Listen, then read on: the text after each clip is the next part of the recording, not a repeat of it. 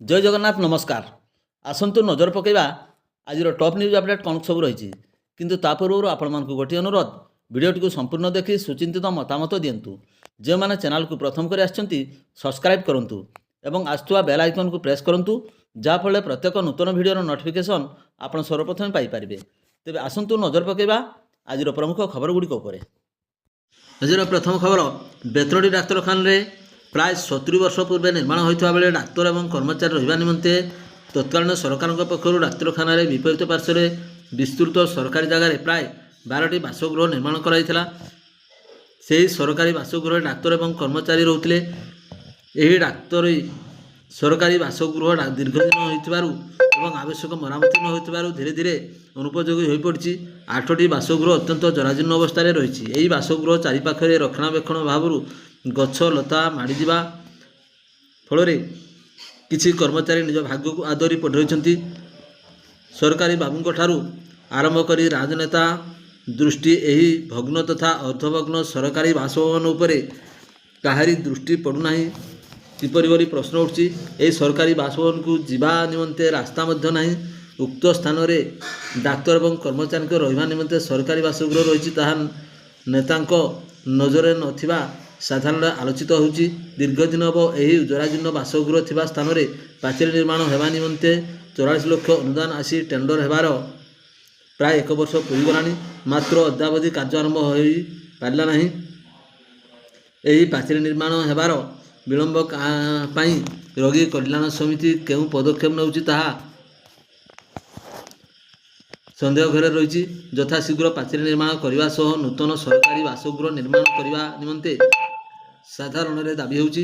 ये संपर्क में मेडिकल ऑफिसर डाक्तर सिपुन पण्डा सह जोगाजोग करिबारु डाक्तर कर्मचारी सरकारी बासगृह जराजीर्ण अवस्था थिबारु सरकार को नूतन कोठा निर्माण निमंते प्रस्ताव देइछन्ति बोली से प्रकाश करते। परवर्ती खबर शहीद नदुराम सोरेन मेमोरियल ट्रस्ट रायरंगपुर पक्षर मुख्य ट्रस्टी मनोरंजन हासदा आभागत प्राथमिक शिक्षक संघ गृह में कारगिल विजय दिवस रवींद्र कुमार मुखी सभापतित्व में अनुष्ठित हो। तिरिंग उच्च विद्यालय प्रधान शिक्षक रंजन कुमार नंद, हेरम्ब नारायण उच्च विद्यालय वरिष्ठ शिक्षक दुर्योधन बेहरा, सेवास्तंभर राष्ट्रीय संपादक मसीराम माझी, राष्ट्रीय साधारण संपादक विजय कुमार राम, बाराई टुडू, बुढ़ान हेम्ब्रम देशपाई शहीद होता कारगिल योद्धार वीरत्व एवं बलिदान उपर मत व्यक्त करते। शिक्षक गोपाल कृष्ण महांती धन्यवाद अर्पण करते। परवर्ती खबर मयूरभंज जिलार पूर्वतन तथा अग्रणी शिक्षानुष्ठान बारिपदार तकरपुर स्थित महाराजा पूर्णचंद्र स्वयंशासित महाविद्यालय गत जून 17 तारिख 2026 सत्ते शिक्षावर्ष आरंभ होते एपर्यंत अतिथि अध्यापक नियुक्ति हो पार पाठपढ़ा ठप हो रही। यह विद्यालय मंजूरी प्राप्त 92 अध्यापक पदवी मध्यरु 58टी पद खाली रही। फल केवल 34 जन नियमित अध्यापक कार्यरत थिले सुधा समस्त श्रेणीगुड़िक पाठपढ़ा हेबा संभव हो पारना। गत वर्ष 47 जन अतिथि अध्यापक ये अभाव पूरण करथिले सुधा चलित शिक्षावर्ष एपर्यंत सेमानकु पुनः नियुक्ति दिया जाउ नाही। एपरिक ये अतिथि अध्यापक मानकर कार्यकाल गत मार्च मासरे शेष हो जाइथिले सुधा एपर्यंत सेमानकर चुक्तिर अवधि वृद्धि किंबा पुनः नियुक्ति दिया जाउ नाही। तत्सहित महाविद्यालय स्नातक स्तर में नाम लेखा प्रक्रिया जारी रही नियमित अध्यापक माने अधिकांश समय से ही कार्य नियोजित रहउछन्ति, जहाद्वारा महाविद्यालय अनेक विभाग में श्रेणी पाठपढ़ा एक प्रकार बंद हो रही। अनुरूप भाव स्थानीय बारिपदा सरकारी महिला महाविद्यालय मंजूरी प्राप्त 44 अध्यापक पद रही बेले मात्र 9 जन अध्यापक कार्यरत अछन्ति। गत वर्ष नियुक्ति 30 जन अतिथि अध्यापक को एपर्यंत पुनः नियुक्ति दिगला ना। यहीपरि भाव सरकारी महाविद्यालय गुड़िक अतिथि अध्यापक नियुक्ति विलंबता को नहीं राज्य सरकार उच्चशिक्षा विभाग कार्यप्रणाली को नहीं विभिन्न स्तर में समालोचना होउछि।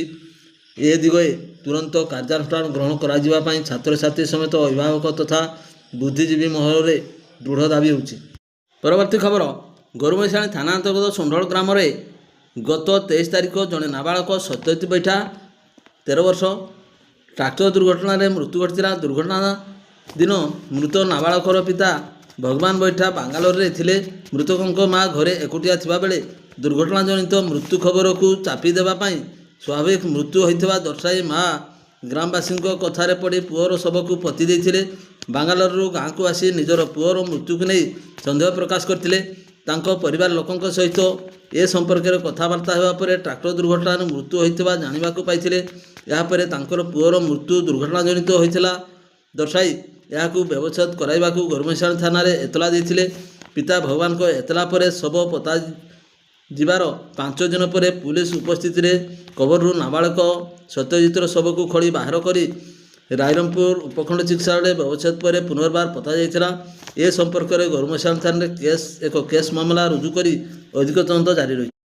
ପରବର୍ତ୍ତୀ ଖବର, କରଞ୍ଜିଆ ବ୍ଲକ କେରକେରା ପଞ୍ଚାୟତ ନେଡ଼ୁଆପାଳ ଗ୍ରାମରେ ମଙ୍ଗଳବାର ଅବକାରୀ ବିଭାଗ ପକ୍ଷରୁ ଚଢ଼ାଉ କରାଯାଇ 30 କୁଇଣ୍ଟାଲ ମହୁଲ ଜବତ କରାଯିବା ସହ 2 ଜଣଙ୍କୁ ଗିରଫ କରାଯାଇଛି। ଗ୍ରାମର ପ୍ରସନ୍ନ ନାୟକଙ୍କ ଘରୁ 13 କୁଇଣ୍ଟାଲ, ଦେବେନ୍ଦ୍ର ନାୟକଙ୍କ ଠାରୁ 17 କୁଇଣ୍ଟାଲ ମହୁଲ ଜବତ କରିବା ସହ ସେମାନଙ୍କୁ ଗିରଫ କରାଯାଇଛି। ଚଢ଼ଉରେ ଉପ ଅଧୀକ୍ଷକ ସୌମ୍ୟରଞ୍ଜନ ବେହେରାଙ୍କ ନେତୃତ୍ୱରେ ଅବକାରୀ ନିରୀକ୍ଷକ ଜୟନ୍ତୀ ଆଚାର୍ଯ୍ୟ, ଓଆଇସି ରଶ୍ମିରଞ୍ଜନ ନାୟକ ସାମିଲ ଥିଲେ। ପରବର୍ତ୍ତୀ ଖବର, ରାଜକୁମାରପୁର ଥାନା ପୁଲିସ ସୁନା ଚେନ୍ ছিনতাଇ ଘଟଣାରେ ଜଣେ ଅଭିଯୁକ୍ତଙ୍କୁ ଗିରଫ କରିଛି। ଗିରଫ ଅଭିଯୁକ୍ତ ହେଲେ ତୋଟାପଡ଼ା ରଥସାହି ଗ୍ରାମର ସନ୍ତୋଷ ମହାନ୍ତଙ୍କ ପୁଅ ଆକାଶ ମହାନ୍ତ, ବୟସ 20 ବର୍ଷ। ରାଜଗଞ୍ଜପୁର ଗ୍ରାମର ବୀଣାପାଣି ମହାନ୍ତିଙ୍କ ବେକରୁ ସୁନା ଚେନ୍ ছিনତାଇ କରାଯାଇଥିବା ଅଭିଯୋଗରେ ରାଜଗଞ୍ଜପୁର ଥାନାରେ ଏକ ମାମଲା ରୁଜୁ ହୋଇଥିଲା। ପୁଲିସ ତଦନ୍ତ କରି ଅଭିଯୁକ୍ତଙ୍କୁ ଗିରଫ କରିବା ସହ କୋର୍ଟ ଚାଲାଣ କରିଛି। ପୂର୍ବରୁ ଏହି ମାମଲାରେ ଆଉ ଜଣେ ଅଭିଯୁକ୍ତଙ୍କୁ ଗିରଫ କରି କୋର୍ଟ ଚାଲାଣ କରାଯାଇଥିଲା। ପରବର୍ତ୍ତୀ ଖବର, ମୋରଡ଼ା ଥାନା ତଥା ଚିତ୍ରଡ଼ା ଫାଣ୍ଡି ଅଧୀନ କହି ଗ୍ରାମରେ ଜଣେ ଯୁବକ ପାରିବାରିକ ଅଶାନ୍ତିରୁ ମାନସିକ ଭାରସାମ୍ୟ ହରାଇ ବେକରେ ଗାମୁଛା ଗୁଡ଼ାଇ ଆତ୍ମହତ୍ୟା କରିଥିବା ଜଣାପଡ଼ିଛି। ମିଳିଥିବା ଖବର ଅନୁସାରେ କହି ଗ୍ରାମର ସ୍ୱର୍ଗତ ସୁଶୀଲ କୁମାର ବେହେରାଙ୍କ ପୁଅ ଦୁଃଖୀରାମ ବେହେରା, ବୟସ 45 ବର୍ଷ, ସୋମବାର ରାତିରେ ଖାଇ ପିଇ ଶୋଇବା ପରେ ସପରିବାର ଘର ଭିତରେ ଶୋଇଥିଲେ। ହେଲେ ରାତିରେ କୌଣସି କଥାକୁ ନେଇ ପାରିବାରିକ ଅଶାନ୍ତି ଯୋଗୁଁ ନିଜ ମାନସିକ ସନ୍ତୁଳନ ହରାଇ ଘର ବାରଣ୍ଡା ଉପରେ ଥିବା ଏକ ଲୁହା ପାଇପ୍ରେ ବେକରେ ଗାମୁଛା ଗୁଡ଼ାଇ ପରିବାର ଲୋକଙ୍କ ଅଜାଣତରେ ଦୁଃଖୀରାମ ଆତ୍ମହତ୍ୟା କରିଥିବା ନେଇ ପରିବାର ଲୋକେ କହିଛନ୍ତି। ଚିତ୍ରଡ଼ା ଫାଣ୍ଡି ଅଧିକାରୀ ଭୀମସେନ ମଲ୍ଲିକ ଘଟଣାସ୍ଥଳରେ ପହଞ୍ଚି ମୃତଦେହକୁ ଜବତ କରିଛି। ସ୍ଥାନୀୟ ସରପଞ୍ଚ ଏବଂ ପରିବାର ଲୋକଙ୍କ ଉପସ୍ଥିତିରେ ମୃତ ଶରୀରକୁ ତଳକୁ ଓହ୍ଲାଯାଇ ମୋରଡ଼ା ଥାନାରେ ଏକ ଅପମୃତ୍ୟୁ ମାମଲା ରୁଜୁ କରି ଶବ ବ୍ୟବଚ୍ଛେଦ ପାଇଁ ବାରିପଦା ପିଆରଏମ୍ ମେଡ଼ିକାଲକୁ ପଠାଯାଇଥିଲା। ମୃତ ଦୁଃଖୀରାମଙ୍କ ଶବ ଝୁଲନ୍ତ ଅବସ୍ଥାରେ ଏକ ସାଇକେଲ ଉପରେ ଚଢ଼ିଥିବା ଦୃଶ୍ୟ ସମସ୍ତଙ୍କୁ ଆଶ୍ଚର୍ଯ୍ୟଚକିତ କରିଥିବା ବେଳେ ବ୍ୟବଚ୍ଛେଦ ପରେ ମୃତ୍ୟୁର କାରଣ ଜଣାପଡ଼ିବ ବୋଲି ଫାଣ୍ଡି ଅଧିକାରୀ କହିଛନ୍ତି। ପରବର୍ତ୍ତୀ ଖବର, ମା ଏବଂ ଦିବ୍ୟାଙ୍ଗ ଝିଅର ମୃତଦେହ ମିଳିବା ପରେ ଉଦଳା ଅଞ୍ଚଳରେ ହତ୍ୟାକାଣ୍ଡ ଏକ ସାଧାରଣ ବିଷୟ ପାଲଟିବା ନେଇ ଭ୍ରୂକୁଞ୍ଚନ ସୃଷ୍ଟି ହୋଇଛି। ଏଭଳି ଲୋମହର୍ଷଣକାରୀ ଘଟଣା ଘଟିଛି ଉଦଳା ଥାନା ଦିବ୍ୟସିଂହପୁର ଗ୍ରାମରେ। ମଙ୍ଗଳବାର ଦିବ୍ୟସିଂହପୁର ଗ୍ରାମ ଅନବସ ହଷ୍ଟେଲ ନିକଟରେ ଥିବା କେନାଲରେ ଏକ ମୃତଦେହ ପଡ଼ିଥିବା ସ୍ଥାନୀୟ ଲୋକେ ଦେଖିବାକୁ ପାଇଥିଲେ। ପାଖକୁ ଯିବାରୁ ନିକଟରେ ଥିବା ଏକ ଘରୁ ଦୁର୍ଗନ୍ଧ ବାହାରିଥିଲା, ଯାହାକି ଘର ଭିତରେ ଏକ ମୃତଦେହ ପଡ଼ିଥିବା ସ୍ଥାନୀୟ ଲୋକ ଦେଖିବାକୁ ପାଇ ପୁଲିସକୁ ଖବର ଦେଇଥିଲେ। ଖବର ପାଇ ଉଦଳା ପୋଲିସ ଘଟଣାସ୍ଥଳରେ ପହଞ୍ଚି ତଦନ୍ତ ଆରମ୍ଭ କରିଥିଲେ। ତେବେ ମୃତକ ହେଲେ ସେହି ଭଙ୍ଗା ଦଦରା ଘରେ ରହୁଥିବା ଫୁଲମଣି ହେମ୍ବ୍ରମ ଏବଂ ତାଙ୍କର ଦିବ୍ୟାଙ୍ଗ ଝିଅ। ଘରେ ମଶାରୀ ଭିତରେ ଫୁଲମଣିଙ୍କ ମୃତଦେହ ପଡ଼ିଥିବା ବେଳେ ଘର ବାହାରେ କେନାଲରେ ପଡ଼ିଛି ଦିବ୍ୟାଙ୍ଗ ବାଳିକାର ମୃତଦେହ। ତେବେ ଘର ଭିତରେ ସାମଗ୍ରୀ ଅସଜଡ଼ା ଅବସ୍ଥାରେ ପଡ଼ିଥିବା ବେଳେ ପୂର୍ବରୁ ମୃତକ ଫୁଲମଣିଙ୍କ ଜମିବାଡ଼ି ବିବାଦ ରହିଥିବା ଜଣାପଡ଼ିଛି। ଏହା ସହିତ ଗତ ମଇ ମାସରେ କୁକୁର ପାଇଁ ଫୁଲମଣିଙ୍କ ଦିବ୍ୟାଙ୍ଗ ଝିଅ ଏବଂ ମା'କୁ ଗ୍ରାମବାସୀ ଆକ୍ରମଣ କରିଥିଲେ ଏବଂ ଘଟଣା ଥାନାରେ ପହଞ୍ଚିଥିଲା। ତେଣୁ କେହି ଅତି ବିଭତ୍ସ ଭାବେ ମା ଝିଅଙ୍କୁ ହତ୍ୟା କରାଯାଇଥିବା ସନ୍ଦେହ କରାଯାଉଛି। ପାରିପାର୍ଶ୍ୱିକ ସ୍ଥିତିରୁ ଏହା ହତ୍ୟାକାଣ୍ଡ ବୋଲି ସନ୍ଦେହ କରାଯାଉଛି। ତେବେ ପୁଲିସ 54/26ରେ ଏକ ଅପମୃତ୍ୟୁ ମାମଲା ରୁଜୁ କରି ଘଟଣାର ତଦନ୍ତ ଆରମ୍ଭ କରିଛି। ସାଇଣ୍ଟିଫିକ୍ ଟିମ୍ ଘଟଣାସ୍ଥଳରେ ପହଞ୍ଚି ତଦନ୍ତ କରିଛି। ପୁରୁଣା ଘଟଣା ସହିତ ପାରିପାର୍ଶ୍ୱିକ ସ୍ଥିତିକୁ ଆଧାର କରି ଘଟଣା ପଛର ପ୍ରକୃତ କାରଣ ଖୁବ୍ ଶୀଘ୍ର ସାମ୍ନାକୁ ଆସିବ ବୋଲି ଏହା ହତ୍ୟା ନା ଆତ୍ମହତ୍ୟାର ପ୍ରକୃତ ସତ୍ୟ ସାମ୍ନାକୁ ଆସିବ ବୋଲି ଉଦଳା ଥାନା ଅଧିକାରୀ ବନମାଳୀ ବାରିକ କହିଛନ୍ତି।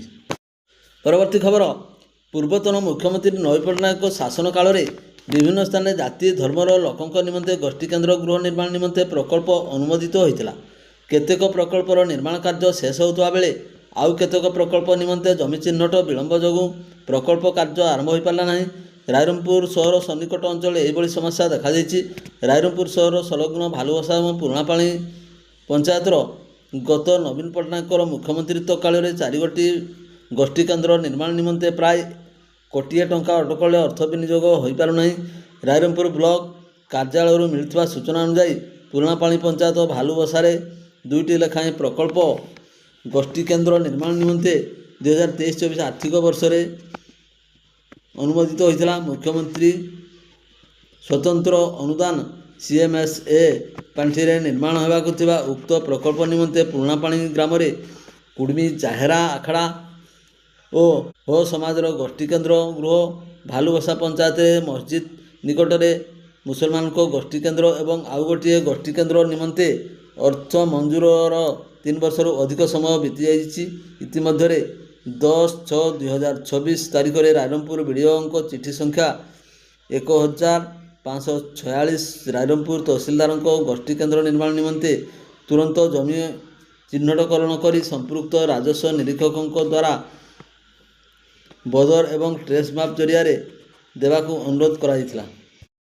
ଭିଡ଼ିଓଟିକୁ ଶେଷ ପର୍ଯ୍ୟନ୍ତ ଦେଖିଥିବାରୁ ଆପଣଙ୍କୁ ଅଶେଷ ଧନ୍ୟବାଦ।